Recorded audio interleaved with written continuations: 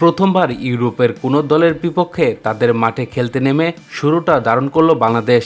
যদিও রক্ষণের দুর্বলতায় প্রথমার্ধে গোল হজম করল তারা, তবে শেষ দিকে আবার জালে বল পাঠালেন তপু বর্মন।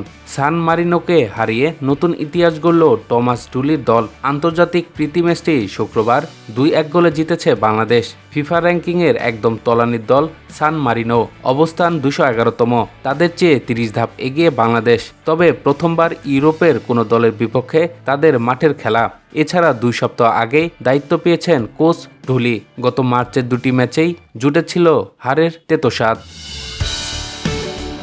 সবকিছু মিলিয়ে সময়টা ভালো কাটছিল না হামজা জামালদের। তবে সব প্রতিকূলতা সামলে দারুণ এক জয়ের আনন্দে ভাসল তারা।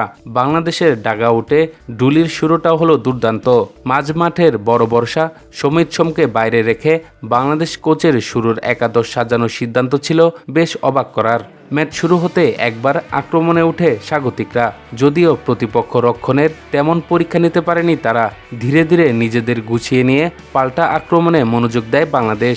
16 মিনিটে প্রথম উল্লেখযোগ্য সুযোগ পায় বাংলাদেশ। ডি বক্স থেকে তাদের সেই প্রচেষ্টা রক্ষণে প্রতিহত হয়। এর একটু পরে এগিয়ে যায় তারা। গোলটির উৎস হামজা চৌধুরীর ফ্রি কিক। সতীর্থদের পা ঘুরে ডি বক্সের ডান দিকে বল পেয়ে দূরের পোস্টে দারুণ ক্রস বাড়ান শেখ মুরসালিন। আর অরক্ষিত তপু বর্মন নিখুঁত হেঁটে দলকে এগিয়ে নিয়ে যান। রক্ষণের দুর্বলতায় প্রথম গোল খেয়ে বসে বাংলাদেশ।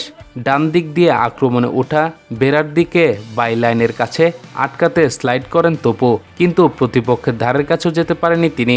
বিনা বাধায় বেরার দিয়ে ডি বক্সে নিকোলাস গাগোপিতিকে খুঁজে নেন। সেখানেও এই ফরোয়ার্ডকে চ্যালেঞ্জ জানেনি কেউ। প্লেসিং শটে গোলটি করেন তিনি। গোলরক্ষক মিতুল মারমারও দায় আছে কিছুটা। 5 মিনিট পর আবার এগিয়ে যাওয়ার সুযোগ পায় বাংলাদেশ।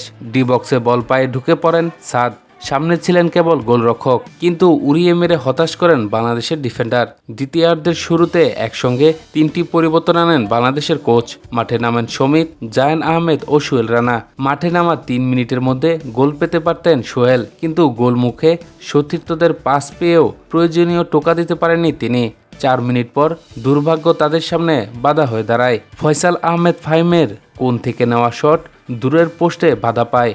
61 মিনিটে দারুণ এক সেভ করে দলকে সমতায় রাখেন মিতুল। কাপাচিয়ানির দূরপাল্লার শট ঝাঁপিয়ে এক হাত বল বাইরে পাঠান বাংলাদেশের গোলরক্ষক।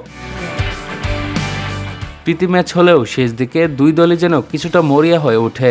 বারবার ঘটতে থাকে ফাউল, কয়েকজনকে হলুদ কার্ড দেখায় রেফারি। অবশেষে 86তম মিনিটে আবার এগিয়ে যায় বাংলাদেশ, এবং এই গোলেরও উৎস হামজার আরেকটি ফ্রি কিক। ডান দিক থেকে বক্সে বল বাড়ান ইংল্যান্ড প্রবাসী মিডফিল্ডার। সেখানে শট নেন বিশ্বনাথ ঘোষ। বল লক্ষ্যেই ছিল, তবে হেড করে একটু দিক পাল্টে দেন তপু। বল চলে যায় জালে। এর একটু পরই বাজে শেষের বাঁশি। জয়ের আনন্দে মাতে বাংলাদেশ দল।